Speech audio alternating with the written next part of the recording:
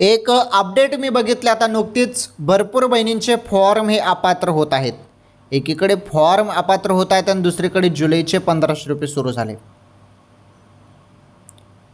ही माहिती महाराष्ट्रातील तमाम महिलांसाठी आहे, ज्या बहिणी लाडकी बहीण योजनेच्या लाभार्थी आहेत.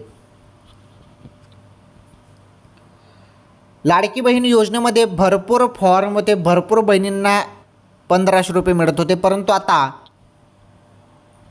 भरपूर बहिणी अपात्र देखील झालेल्या आहेत.